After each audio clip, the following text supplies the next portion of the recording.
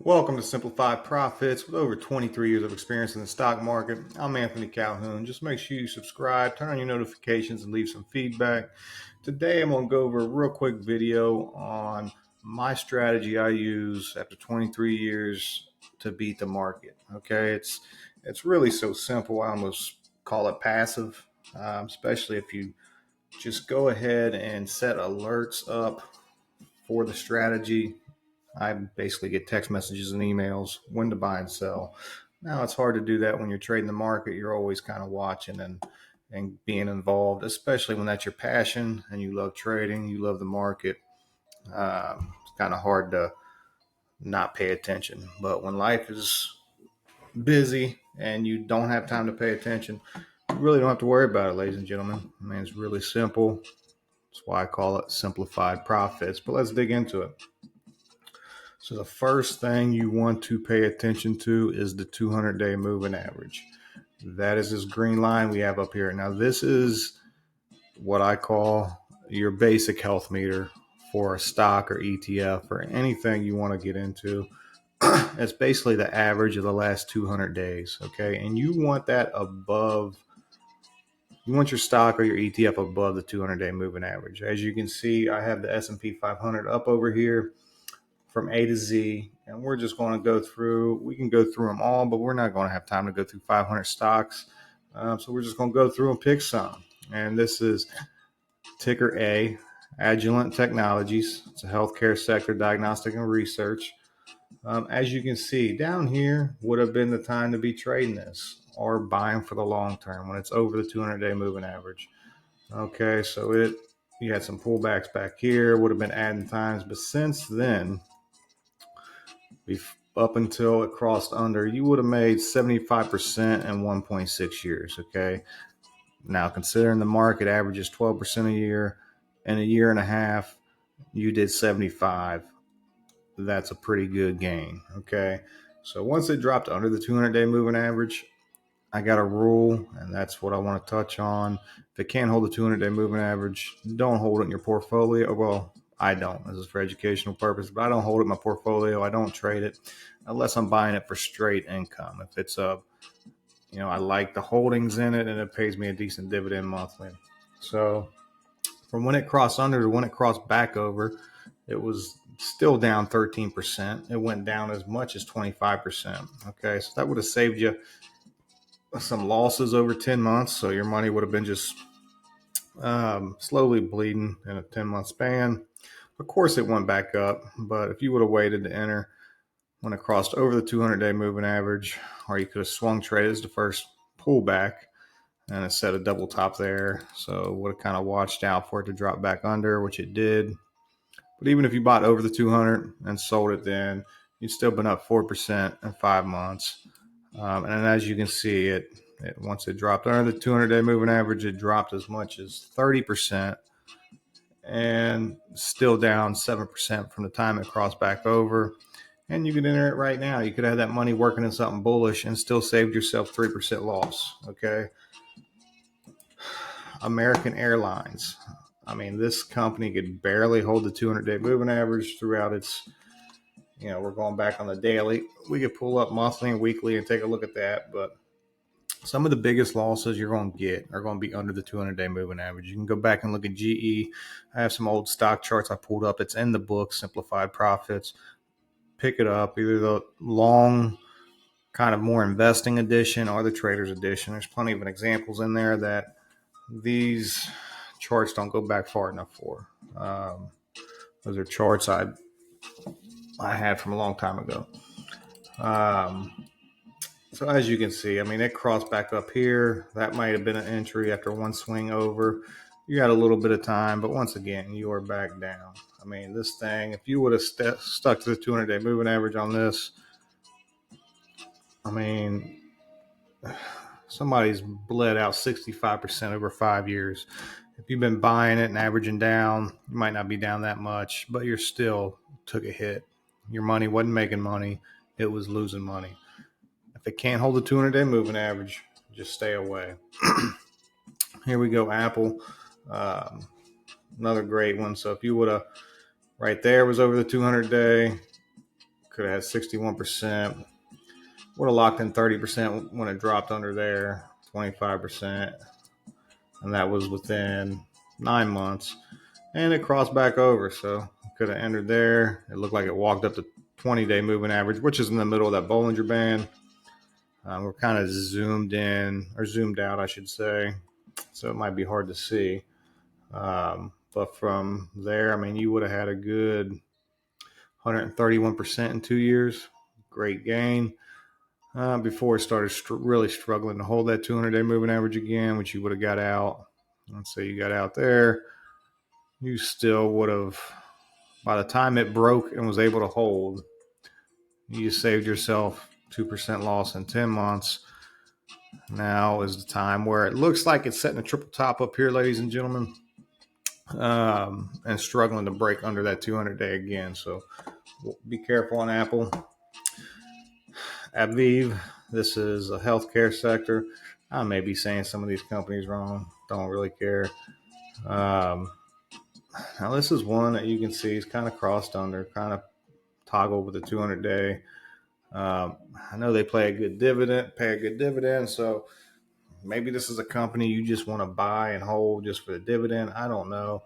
Like I said, I don't really consider, if I'm buying something for decent dividend, decent income, the 200 too terribly. But it did cross under multiple times, but it's still up 100% in 3 years. All right, but you could have still probably saved yourself some gains in that. All right, and then we got Airbnb crossed under here, couldn't hold there, so no reason to really enter, but save yourself a 30% loss in 10 months. Even then, not really nice looking swing trades. Chart didn't really turn bullish, and it still kind of struggled. I mean, you had some possible swing trade opportunities there, and we'll get into stochastics here in a minute. ABT, it looks like, I mean, it crossed under there, held for a while on an uptrend. But as you can see, and we can go through all of them, every stock you go through, ladies and gentlemen, you're going to see the same. And I sat out all year because of the 200-day moving average in 2022. Actually, I got out at that, what I considered a triple top, just at the 200-day moving average. It dropped as low as 30%, was still up. Well, still would have saved yourself a 20% loss from the time it crossed over the 200 and came back down. Okay, and you can pull up SPY. The entire market was like that. So basically, I was just stacking cash in 2022. Let's see, that would have saved you 10% over a year. So pay attention to the 200-day moving average. Now, the next thing we're going to get into is the stochastics. Okay. This is how I tell where I enter. Okay. I only buy when it's oversold or close to being oversold, but it's touching the bottom Bollinger Band. So we actually, believe it or not, actually entered here. We entered here. We sold when it was overbought. Entered here again because the Bollinger Bands were tight and touched the bottom Bollinger Band. We did lock in profit already, and the market has kind of continued running. But we are waiting for the next pullback to the stochastics, okay? So those are the two things so far you want to watch: the 200-day moving average, your stochastics. And we can go through a lot of these and just kind of see. Buying oversold, overbought, oversold, overbought. The market swings, ladies and gentlemen, and that is the best way to beat it, is by taking advantage of the swings. And back to the 200-day moving average, I know people that had great gains in bullish years and then end up losing all of it, plus some, because they didn't know when to step out for a minute. Okay, they thought the same rules applied in a bear market as a bull market. Basically buying every little bit of dip, and they end up, I know of a guy who went from 7,000 to 200,000 and ended up losing 80% of that. All right, so that's not what you want to do. You want to grind out profit. Your biggest losses are going to happen when they're overbought and when they're under the 200-day moving average. Your biggest gains are going to happen when they're oversold and bullish over the 200-day moving average. Okay, setting the highs are getting higher, the lows are getting higher. So that's what we look for. We can go to all of these. We can show you some of our semiconductor ETF. So look, that took 3 months, which was probably one of the longest, but we did have some pullbacks that were close to the bottom Bollinger Band. Probably would have entered a swing trade, but even then, so from there to there, all right, and then it was basically sideways. But these swing trades right here, 1.3 months, 1.2 months, 1.3 months, 30 days. And right now we're at about 1.1 months. So might have a week or so before it pulls back. Hey, it could go for another month. It looks strong right now, ladies and gentlemen. Semiconductors definitely look strong. It broke out today it's really ripping. Okay. That's a breakout. I don't trade breakouts, and I don't enter for the fear of missing out. That's how you get caught in the top. But SPY today is red. Dow Jones might be. So we're going to get some pullbacks in the market and opportunities in the market. And when you know how to enter, you can set up scans and look for these opportunities. Okay. So I'm not really getting anything right now. I'm waiting for the market to pull back. But so you got the stochastics, the 200-day moving average, where you look for entries. Okay. And then you want basically low risk, high reward. Okay, so that's why you buy ETFs, because you got low risk, right? You got a basket of stocks, and you got it's most managers don't beat the S&P 500. Okay, so you get a decent reward for buying ETFs. It's hard to pick single stocks. Okay, so low risk, high reward.